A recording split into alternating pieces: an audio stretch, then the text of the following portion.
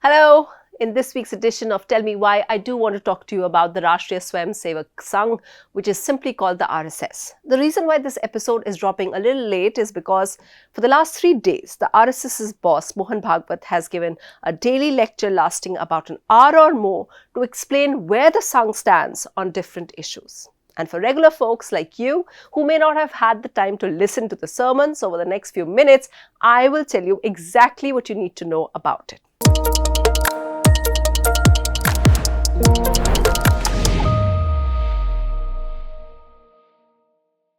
First up, why do we need to know anything at all about RSS? Well, to put it simply, RSS is the ideological school for India's ruling party. Headquartered in Nagpur, it's marking 100 years since its foundation by B.K. Hedgewar, which is why the organization, which describes itself as social and not political, is doing this massive publicity campaign and outreach. Over the last 3 days, top diplomats, journalists from across the world have headed to this event to figure out what the core philosophy of the RSS really is, where it stands on several issues.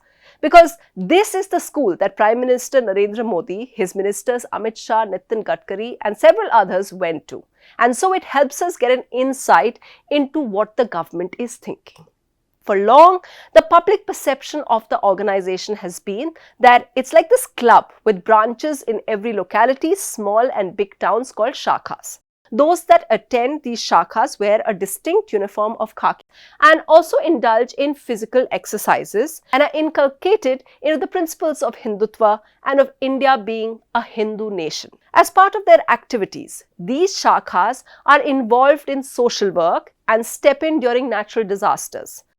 But what's been controversial about them in their 100-year history has been their tentative link to Nathuram Godse, Mahatma Gandhi's killer. After Bapu was killed in 1948, this tentative link to the Hindu Mahasabha member led to their ban for several years, and that's the crux of why opposition leaders like Rahul Gandhi attack their ideology. Because they feel that the Sangh's Hindutva ideology leaves out the minorities and is against the diverse nature of India. Anyway, to an extent, the last 3 days has been a major public relations exercise. Live translations of the RSS message in French, Spanish and English so that news audiences across the world are crystal clear about what the saffron outfit stands for.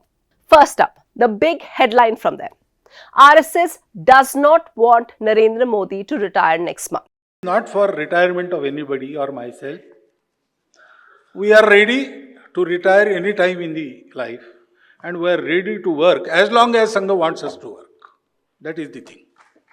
There's been a lot of speculation about the Prime Minister's 75th birthday next month, also Mohan Bhagwat's 75th. Why? Because there's an unwritten rule that those above 75 should take on the role of mentors. It's why many sitting ministers were arrested in 2019 when the Modi government came back. And earlier this month, it looked like Bhagwat supported this rule when he talked generically about people stepping down at 75.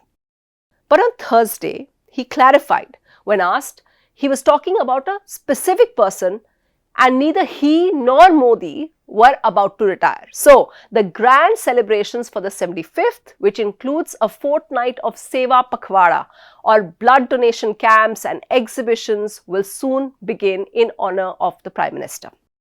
Second, is there a departure on the RSS stand on other disputed temple sites? After Ayodhya temple, is there a move now to also do similar agitations for Kashi and Mathura? While it was completely ruled out earlier, and even on Thursday, Bhagwat said that the organization would not be part of another temple agitation, but their members could. He also added something curious. Bhagwat suggested that whenever he's questioned by other RSS members, he suggests that Muslims could give up their claims to Kashi and Mathura too, the sites of disputes at the Gyanvapi and the Jama Mosque. In his words, and I quote, "It is a matter of just 3. Take it. This will be a big step towards brotherhood." The third thing you need to know is Bhagwat's stand on the meat bans that various areas like Uttar Pradesh or Uttarakhand impose during Hindu festivals. This is what the RSS chief said on it. He said, during festivals, eating vegetarian food is a norm. In those times, if one sees people doing this, eating or selling meat right in front of their houses, it is possible their feelings will be hurt. It is only a matter of 2 or 3 days. Using common sense, one should stay away from such things. What anyone eats should not hurt my sentiments, but it is good to have the sensitivity that it's their festival and they don't eat meat, so I won't do it. When this common sense is not applied, then the law comes, unquote. This will be problematic, as statistics show that India is primarily a non-vegetarian country. In large parts, like Bengal, festival days are marked with eating various meats or fish, and this has been a flashpoint between the BJP and the Trinamool Congress in recent elections. With Bhagwat's words, the meat ban, even in some parts of the national capital, gets sanctioned from the topmost office.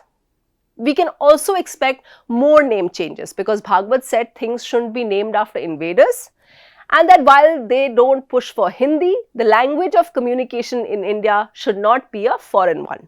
What is not clear, of course, is whether he considers English to be an Indian language that many academics say it is, because that seems to be the only linked language acceptable to Tamil or other southern language speakers. Finally, the RSS chief said that they weren't the ones blocking the appointment of the new BJP chief, but he admitted that they do make suggestions to the BJP. This could be seen as an understatement. It's an open secret in government circles, especially in the culture ministry, that they periodically receive suggested candidates from the Sangh for key appointments, and they are routinely followed. If you read biographies of Atal Bihari Vajpayee or L.K. Advani, it is full of the strong dynamic between the Sangh and the BJP.